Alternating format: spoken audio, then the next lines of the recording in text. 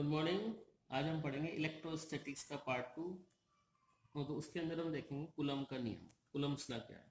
तो कूलम्स का जो नियम है वो दो चार्ज पार्टिकल्स के बीच में जो फोर्स लग रहा है उसके उसके नियम को हम कूलम का नियम बोलते हैं। तो इसको हम डिराइव करने के लिए हम 2 पॉइंट चार्ज पार्टिकल लेते हैं। We take 2 point charge particles Q1 and Q2 separated by a distance r. So let us take two point charge particles separated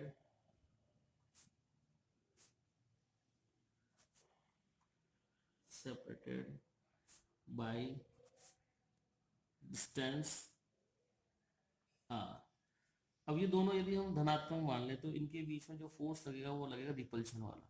तो इस पे फोर्स इधर लगेगा और इस पे फोर्स इधर लगेगा। So the magnitude of the force between these 2 point charge particles separated by a distance r is proportional to the magnitude of force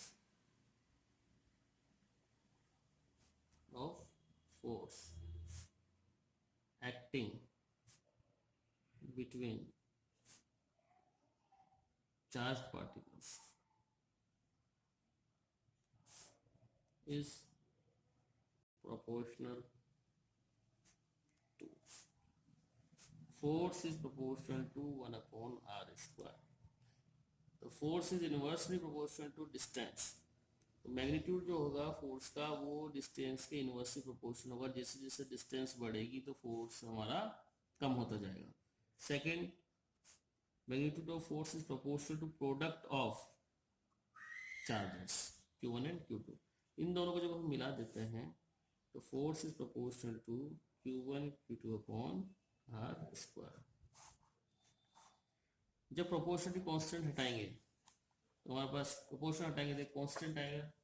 तो F equal to K Q1 Q2 upon r square. Here K is called proportionality constant.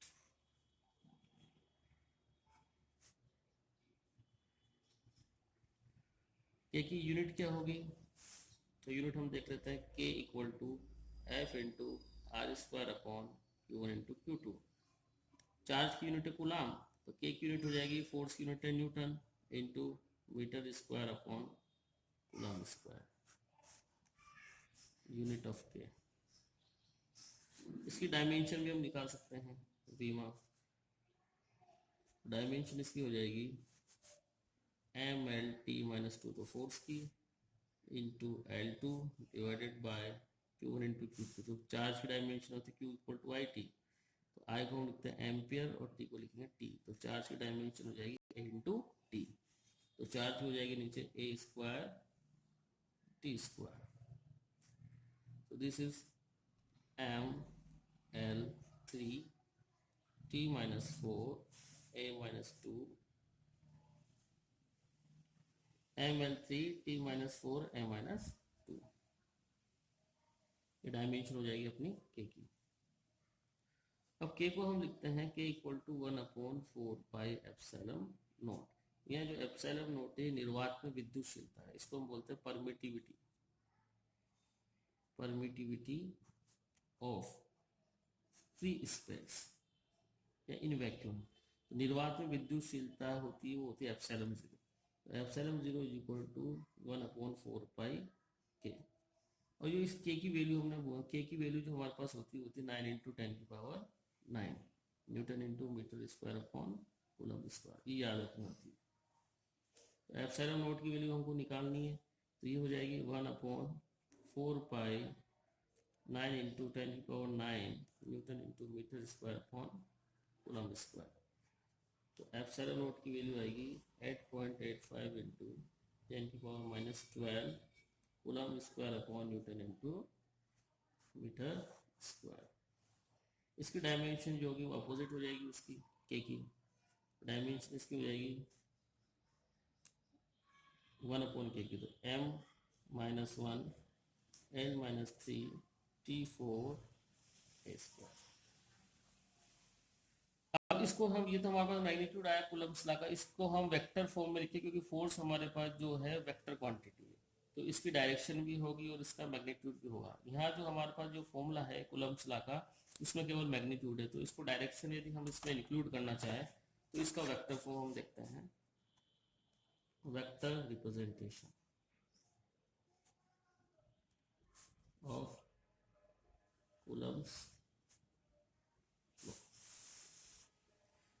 ये जो charge particles हमारे point charge particles Q1 और Q2, ये दोनों positive है, तो इस पे यदि हम इस पे फोर्स देखें Q2 पर, तो इस पे फोर्स लगेगा इस डायरेक्शन में। तो यदि इसका पोजीशन वेक्टर है हमारे पास R, तो R पोजीशन वेक्टर है सेकंड चार्ज पार्टिकल का 1 के रेस्पेक्ट में, तो ये वाला तो क्या फोर्स एक्सपीरियंसिंग पार्टिकल होगा, force experiencing particle, this is force exerting particle. ये तो फोर्स एक्सर्ट कर रहा है, ये फोर्स एक्सपीरियंस कर रहा है। यदि यहाँ देखोगे तो ये तो फोर्स एक्सपीरियंस करेगा, ये एक्सर्ट करेगा। हम Q2 पर देख रहे हैं और दोनों ही हम मान के चल रहे हैं कि दोनों भी धनात्मक है, तो Q2 पर जो Q1 के कारण बल लगेगा वो इस दिशा में लगेगा, और इस दिशा के अंदर यूनिट वेक्टर है हमारे पास R के, तो F जो हो जाएगा F equal to K Q1 Q2 upon R square into R cap. R cap is unit vector